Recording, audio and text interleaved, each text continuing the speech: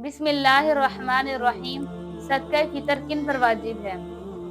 हदीस में आता है कि सदका फितर हर मुसलमान, चाहे वो गुलाम हो या आज़ाद हो, मर्द हो या औरत हो, बच्चा हो या बड़ा हो, रोज़ादार हो या गैर रोज़ादार, इन सब पर सदका फितर वाजिब होता है। अक्सर लोग ये सवाल भी करते हैं कि अगर किसी शख्स ने रोज़ा किसी बीमारी की वजह से, किसी उज़र की वजह से अगर वो जो है वो रमज़ान के रोज़े ना रख सका, तो क्या वो भी सदका फितर अदा करेगा? जी बिल्कुल, चाहे रोज़ादार हो या ना हो, उस पर सदका फितर वाजिब है।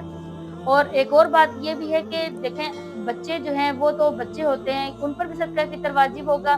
तो जी बिल्कुल, जो बच्चे होते हैं उनका भी सदका फितर वाजिब होता है, चाहे वो मालदार हैं या नहीं है। अगर उनका वालिद जो है वो मालदार है, तो उनका वालिद जो है, उनका जो सरपरस्त है, वो उनकी तरफ से जो है वो सदका फितर अदा करेगा।